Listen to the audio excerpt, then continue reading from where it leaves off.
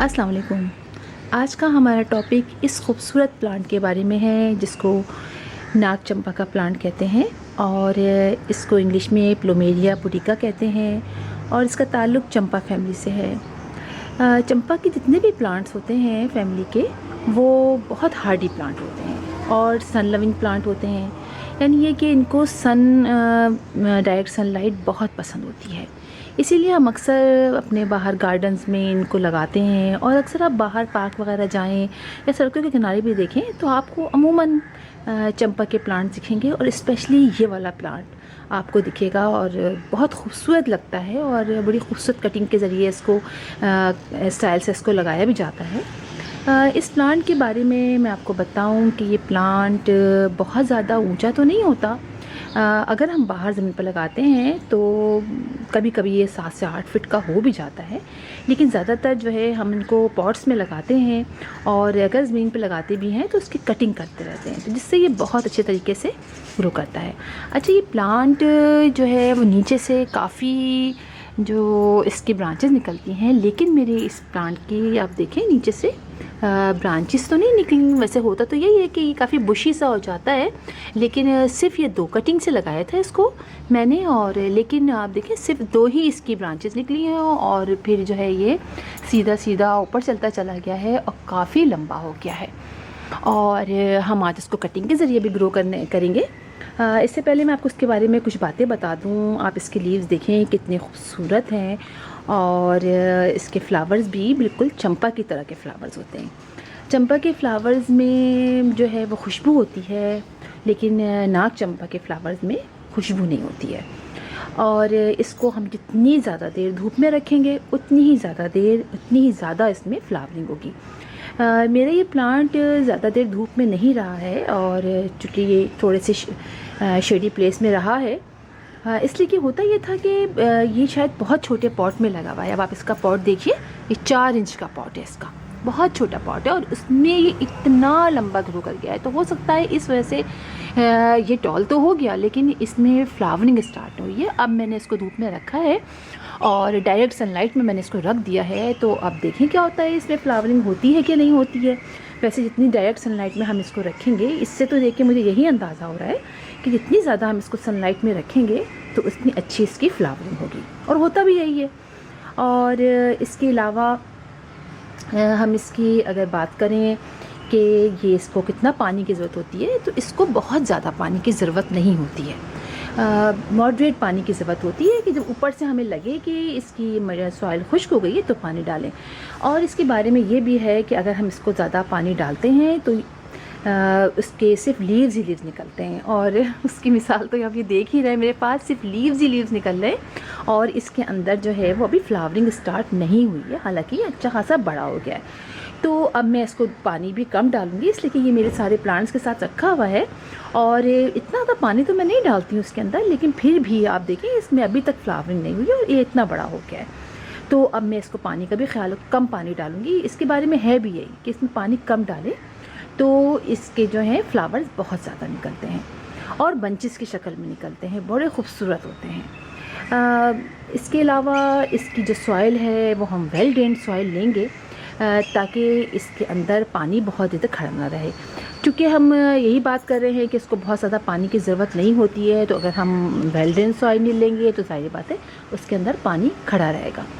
सो इसके अंदर पानी खड़ा नहीं होना चाहिए। आप इसकी मिट्टी, इससे हम इसका पॉट तैयार करेंगे कि इसमें एक हिस्सा हम बालू मिट्टी की लेंगे, एक हिस्सा अपने घर की जो सॉइल होती है वो लेंगे और एक हिस्सा हम कोई भी फर्टिलाइज़र ले लेंगे। गोबर की खाद बेस्ट है, तो आप गोबर खाद ले लीजिए। इस तरह एक पॉट को 3 हिस्सों में हम डिवाइड करेंगे और उसमें इस तरह से हम डालेंगे।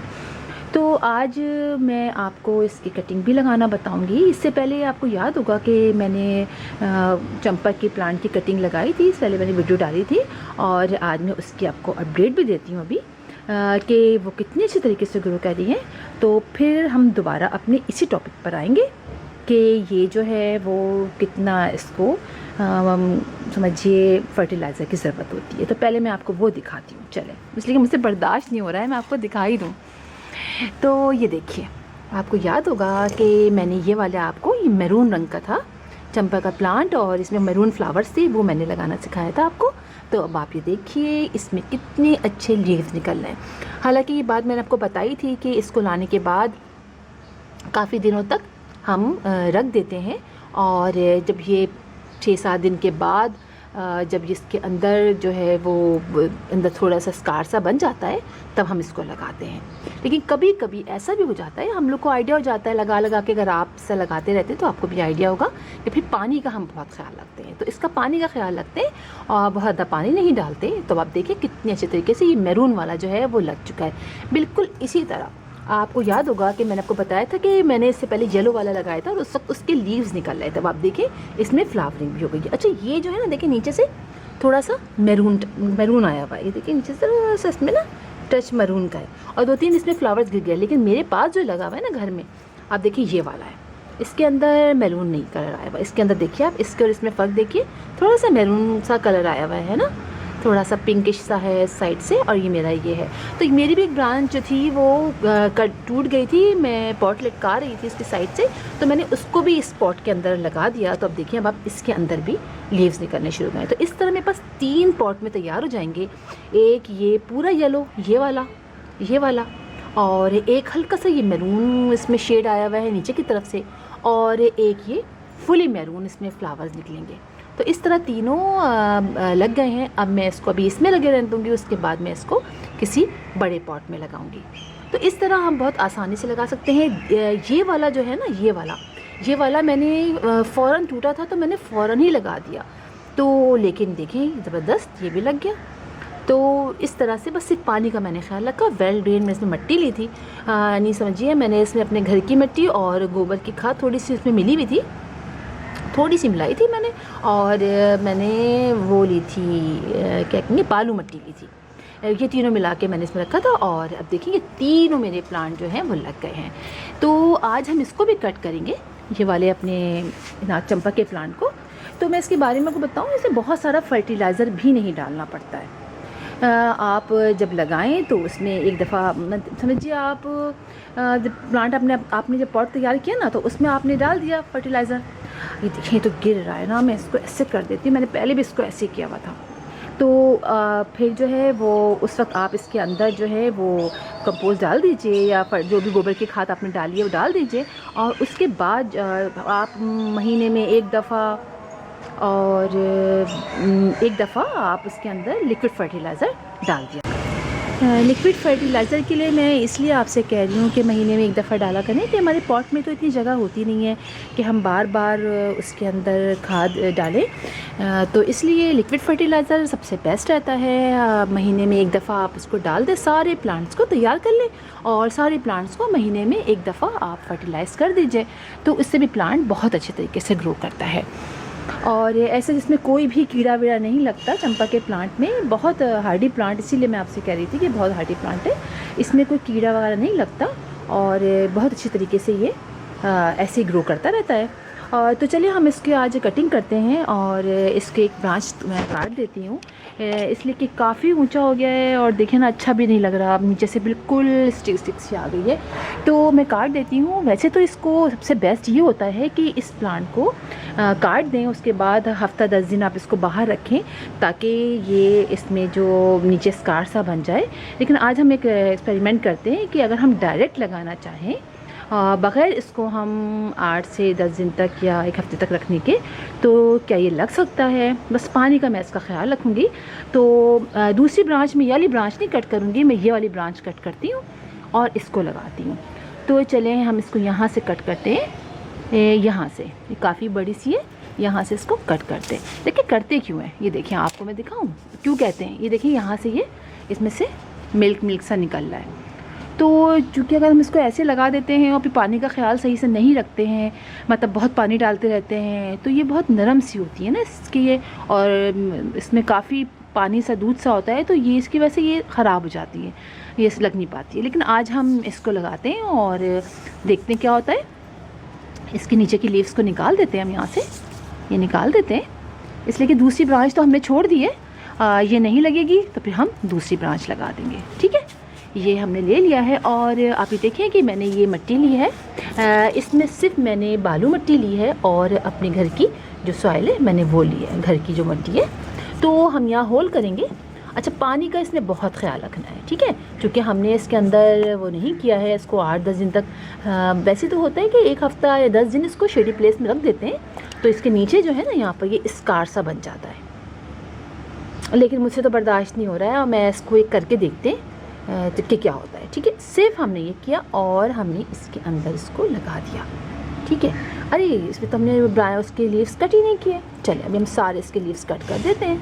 लीव्स कट करेंगे तब ये अच्छी तरीके से लगेगा। चलिए ऊपर की लीव्स छोड़ देंगे। अच्छा, यहाँ से कट करेंगे। ठीक है, ये सारे लीव्स हम ये कट कर देते हैं इसके, यहाँ से ये सारे लीव्स, ताकि ऐसे ऊपर से उसके ना निकले। अगर ये नहीं कट करेंगे तो हमारा जो प्लांट है वो इनको ही फूड सप्लाई में लग जाएगा और रूट्स नहीं निकालेगा। इसलिए सारे लीव्स जो हैं हम कट कर देंगे और ऊपर के खाली लीव छोड़ देंगे। ठीक है, ये देखिए ये हमने ऊपर के लीव्स छोड़ दिए हैं और ये बाकी हमने ये सब हटा देते हैं ये सारे। और ये देखिए ये हमने ब्रांच लगाई है। ठीक है, तो इसी तरह मैं आपको इसकी भी अपडेट दूंगी कि क्या हुआ जो हमने ये एक्सपेरिमेंट किया है।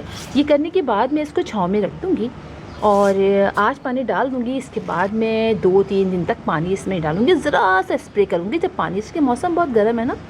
बस देखिए ये पानी हमने इसमें डाल दिया ताकि अच्छी तरह पानी डल जाए और इतना जस्ट करना हो जस्ट कर ले।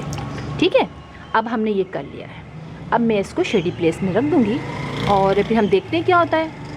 तो इंशाल्लाह देखें मुझे ज़रूर लग जाएगा, क्योंकि हमने ये 3 लगा लिए हैं तो चौथा क्यों नहीं लगेगा भाई, ये भी लगेगा। और ये जो हमारा ये जो ब्रांच हमने काट दी है, देखें यहाँ से काटी है ना, अब यहाँ से। अच्छा पता है मैंने क्या किया था, मैंने ना यहाँ से ऊपर से इसकी ये निकाल दी थी, थोड़ी सी ना पिंचिंग कर दी थी, लेकिन उसके बावजूद भी एक ही यहाँ से ये यानी प्लांट निकला। यानी देखिए ये एक ही साइड से निकला, यानी पिंचिंग करने के बाद दूसरा नहीं निकला। मैंने कहा थोड़ा सा कंजस्टेड हो जाएगा, लेकिन ये एक ही निकला। तो ये है। और अगर ये कि हम पानी नहीं डालते, ये अच्छा ये बात भी बड़ी ज़बरदस्त है कि इस प्लांट को अगर आप 6 से 7 दिन पानी भी ना डालें ना तब भी ये बर्दाश्त कर लेता है। हाँ, इसके लीव्स थोड़े से येलो हो जाते हैं और फिर झड़ जाते हैं, जैसे कि आप देख रहे हैं मेरा ये कुछ लीव्स झड़ गए हैं। कुछ पानी की वजह से झड़े और कुछ बहुत टॉल हो गया था, इसकी वजह से भी शायद एज हो गई थी लीव्स की, वो झड़ गए हैं। और इसके अलावा ये प्लांट बर्दाश्त कर लेता है, अगर बहुत दिन तक पानी आप नहीं डालेंगे तब भी ये लीव जो है, ये प्लांट जो है ये बर्दाश्त कर लेता है। तो चलिए एक तो हमने कर ही लिया एक्सपेरिमेंट, अब देखें क्या होता है। इसकी मैं आपको अपडेट दूंगी और फिर इंशाल्लाह किसी और वीडियो में किसी और टॉपिक के साथ आपसे मुलाकात होगी। तब तक के लिए अल्लाह हाफिज़।